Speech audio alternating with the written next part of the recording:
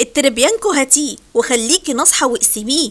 النص الاولاني اسلقيه، اما بقى النص التاني ففي الفيديو الجاي هتلاقيه. الله عليكي يا نشوى بتقولي شعر. يلا مع بعض نبدأ ونقول بسم الله ونشوف عملنا ايه في عرق التربيانكو اللي معايا النهارده. اللحمة نوعين او العمود او العرق نوعين، نوع تربيانكو زي اللي انتوا شايفينه معايا ده، ونوع فيليتو. التربيانكو ده بيمشي معاكي في اي حاجه، خصوصا اللحمه البارده، او لو انت حابه تسلقي لحمه او ولادك ما بيحبوش اللحمه اللي فيها دهون.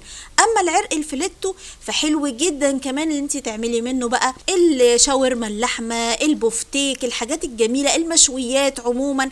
كل ده هتلاقيه معايا في فيديو النهارده. العرق الحلو اللي معايا التربيانكو ده قسمته نصين، قسمتيه نصين ليه يا نشوى؟ زي ما قلت لك النص الاولاني هسلقه واقول لك على الطريقه الصح لسلق اللحمه، اما النص التاني فانت لازم تتابعيني لانك هعمل لك بقى طريقه وهميه. رحت عندي بقى في حله حلوه كده على النار، ضفت معلقه كبيره من السمنه او الزبده، وبعيدي خالص عن الزيت وانت بتسلقي اللحمه. واول لما سخنت نزلت بكميه اللي انا قطعتها، انا قطعت في حدود مثلا 10 قطع، سبتها كده ايه تاخد صدمه. خلي بالك الزبده هنا لازم تكون سخنه معانا جدا علشان تاخد معايا صدمه وما تفقدش نسبه السوائل اللي فيها. بتنزلي بشويه بهارات منهم الفلفل الاسود والحبهان وورق الغار، وكمان اللي انا ضفته ده كان سكر مش ملح. كمان هتنزلي عليهم ببصل وجزر وطماطم. كل الحاجات اللي انا ضفتها دي بتدي طعم حلو جدا للشوربه او المرقه بتاعه اللحمه اللي معانا.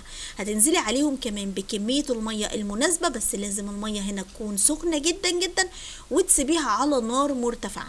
اول لما تغلي معاكي بتهدي النار وتخليها متوسطه وتسيبيها بقى لحد لما اللحمه تستوي معاكي. عاده كده العرق او العمود التربيانكو ما بياخدش معانا تسويه خالص.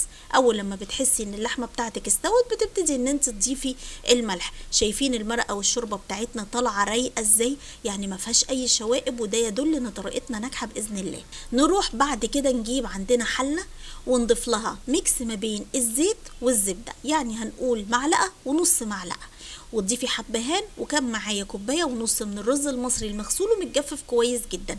نزلت بالرز واديته برده صدمه وفضلت اقلبه في الزبده والزيت لحد لما اكتسب منه السخونيه.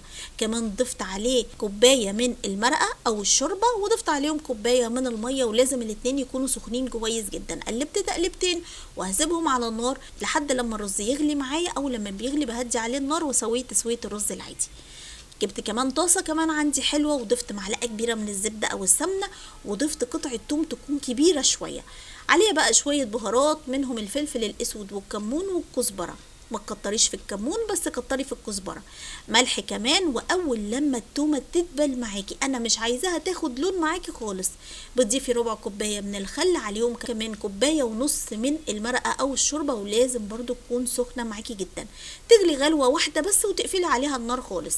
هنجيب كمان حله ونروح ضايفين ليها معلقه كبيره من الزبده وقطعه توم، بس المره دي قطعه التوم هنا مش عايزاها تكون كبيره، عايزاها تكون صغيره شويه. وهنضيف عليهم 3 معالق كبار من معجون الطماطم او صلصه الطماطم، وتروحي ضايفه عليهم كمان كوبايه كبيره من المرقه او الشوربه، وعليهم شويه بهارات منهم الفلفل الاسود والملح وكمان الكمون. هتقلبي تقليبه في التانية، وخلي بالك انا التومه هنا ما حمرتهاش، انا سبتها برضو لغايه ما اخدت لون بسيط، ورحت ضيف عليها الصلصه، وتعملي احلى صلصه بس عايزينها خفيفه شويه. في الوقت ده كمان بكون محضره العيش المحمص، ممكن تشتريه محمص او تشتري عيش وتحمصيه في الفرن عادي مفيش مشكله، وتكسريه زي ما شفتي معايا. طريقه اللحمه دي انا بحبها جدا، عاده ممكن تعملوها في الاير فراير او في الفرن زي ما انا هعمل النهارده، بس ضيف لها من فوق الوش رشه بسيطه كده من الزبده او السمنه، ورشه فلفل اسود على رشه ملح، والله على الشوايه بقى وبتطلع حلوه جدا جدا. هنروح عندنا بقى، احنا اكلتنا كده اكتملت وبقت 100 100. النهارده بنعمل فته مصريه بس على اصولها. بتجيبي بقى العيش الجميل بتاعنا دوت، وتروحي ضيفاله الدقه اللي احنا عملناها اللي هي بالثوم، وتروحي ضيفه عليهم كمان كوبايه من المرقه. بمعنى اصح انا عايزه العيش ده يدبل معايا بس مش عايزاه يبوش على الاخر، وتروحي مغطيه عليه كده لمده مثلا دقيقتين. وتجيبي صينيه بقى عندك كبيره، ما احنا عاملين عزومه بقى ووليمه، تروحي بقى الاول عامله العيش، وبعدين تروحي ضايفه الرز الجميل اللي احنا عملناه بالشوربه الجميله بتاعه اللحمه، وعليهم من فوق الوش كده الصلصه. والله الله لو في طبق باقي كده يا سلام. الفيديو ده انا عاملاه بقاله يومين، فما فيش للاسف طبق فته دلوقتي اروح اكله.